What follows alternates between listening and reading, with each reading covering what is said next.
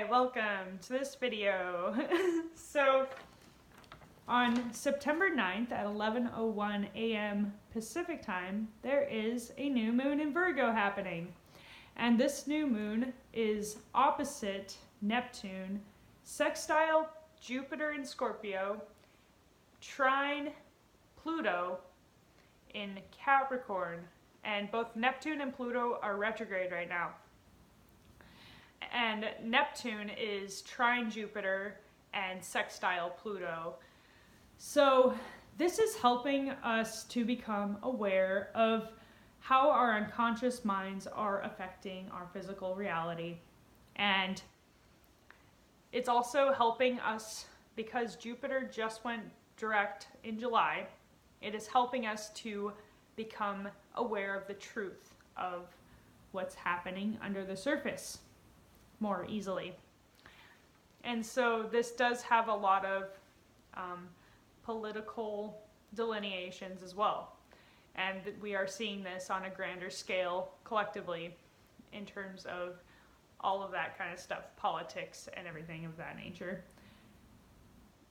Because when Jupiter was retrograde and trining Neptune, there was a lot of confusion around what the truth was, and a lot of differing opinions of the truth and all of that kind of thing. So now that's moving direct, the truth is going to be a bit more clearer now.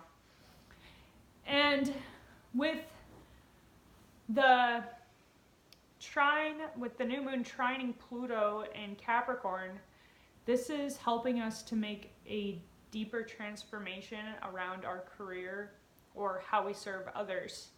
And because so many of these planets and signs have to do with our unconscious processes, it's really high time that we go within ourselves and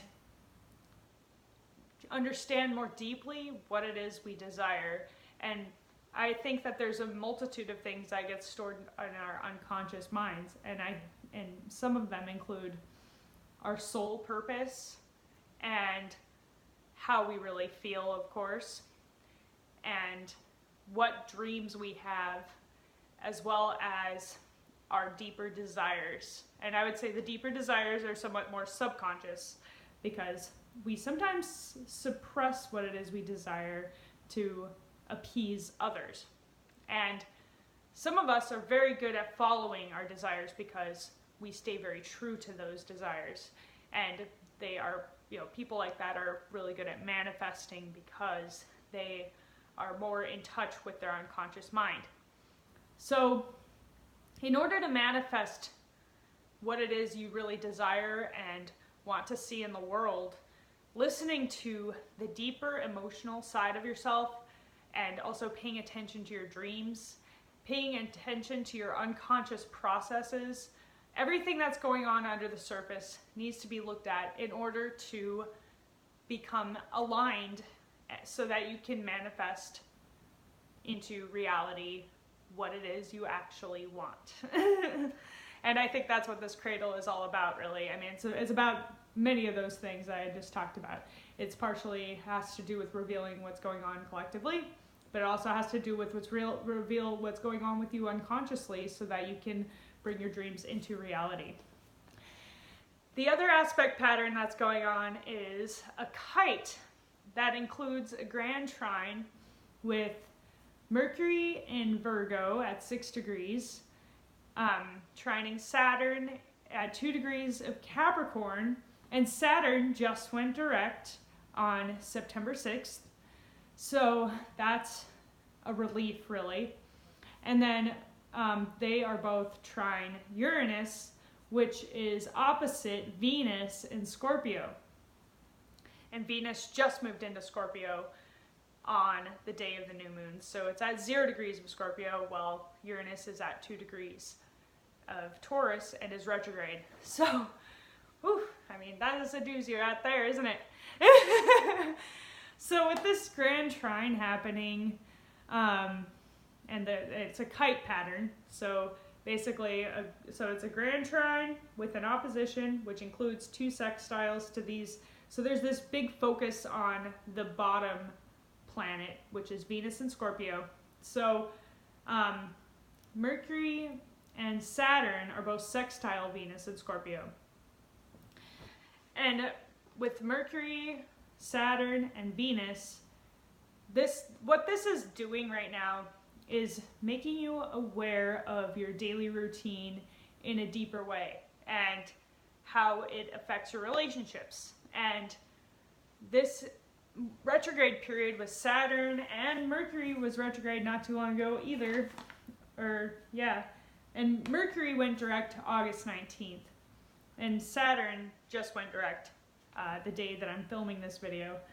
So Saturn being retrograde gave us kind of like an intense period of questioning what our purpose was, and an intense revisioning of how we are serving our purpose. And it has just been very intense, especially with the trine to Uranus. Uranus is also a part of that process of bringing new ideas and information to you, but it's kind of rattling those cages of Saturn, because sometimes when it comes to Saturn, we get very comfortable in our little cages, We're like, okay, this is what we're doing. But then with it going retrograde and then Uranus trining it, it's just like, what is our purpose? What are we doing? What are we doing on this day? What are we doing from day to day? With Mercury trining that's still kind of happening right now. The Grand Trine is kind of like having us question what our purpose is and what we're doing on a day-to-day basis. What we're doing to better humanity even, because of Uranus, in Taurus. And are we following our values? And what are our values? Because our values are subject to change at this time, and there's always new information that is going to be coming to us during Uranus and Taurus about the bigger picture, which will rattle our cages of what it is we value. But soon Uranus is going to be moving back into Aries. So we're going to get a little break from some of the future of certain things happening and moving back into the Aries territory. So there's a few more lessons we've got to learn about Uranus and Aries before it goes back into Taurus. And then that's when we're going to start seeing the future of certain changes, certain things changing, especially in the structures and the financial systems and things like that. But right now it's going to be a very internal process with Uranus retrograde into what our values are in the collective scheme and what it is we are doing to make money even sometimes, and questioning our values around money and what we're willing to do for money, and is it benefiting humanity or is it not benefiting humanity? That could be a huge question that comes up in your mind. And especially, these days when there's, a lot of things that people do to make money, and some of them have, questionable morals. And Taurus, of course, is a bit concerned with that sort of area of life, is your values and your morals. And so, and Uranus has to do with humanity at large and the collective. So, these are just things to ask yourself and to really come into your own conclusions of what it is you want to do for money. And of course, it's always up to you. So, just keep that in mind as I tell you about this. But ultimately, what this whole thing is doing too is it's helping us to bring these new insights and ideas into physical reality, bringing more idealistic visions into reality. And the other thing with the sextiles to Venus and Scorpio and the opposition to Venus and Scorpio, this is also a time for coming into a deeper sense of relationship with the people you love, or the person that you love. Usually it's more of a one-to-one relationship, like a marriage or, you know, a partner. So with Venus and Scorpio, this is allowing us to become more vulnerable with the people that we are in relationship with. And Saturn and Mercury, of course, is bringing up more of your daily responsibilities and how it is you are more committed in your day-to-day life to the people in your life and what it is you do to show that love. Because earth signs are very concerned with showing their love in a physical way, and usually by doing things for the other person or being there for the other person. So there's that aspect. And then when you do share the deeper part of yourself and become more intimate, there could be kind of a sense of unexpected things coming forward, because Uranus and Taurus could bring forward the unexpected information in those conversations, the deeper conversations of intimate, you know, sharing. The Uranus opposition could create a little bit of disharmony in some ways, because it could just be that you revealed something very shocking, or the other person revealed something very shocking to you, and it could kind of shake things up a little bit. But with all these earth signs going on in this combination, it is going to be for the better of, like, the better, you know, it's going to remain solid in my, you know, in what I see, or, you know, what I interpret it as. So, but it could be a change in your routine potentially, so that it allows for more freedom, or it could be a change in, like, how you know, deal with your health or with your pets or something of that nature. It could even have to do with changing jobs potentially, if that's been on your mind already.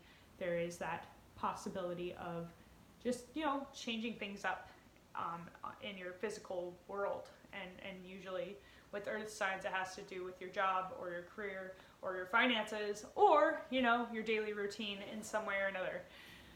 But yeah, that's all for today, I believe. Oh wait, there's another one. Mars moves back into Aquarius after being retrograde. So it went direct August 27th and moves into Aquarius on September 10th. So with Mars retrograde in Capricorn, it's like a lot of things that you've been putting off were able to get done during that period, especially things that were weighing on you for a long time. So this is like the procrastinator's time to get things done, is when Mars is retrograde in Capricorn.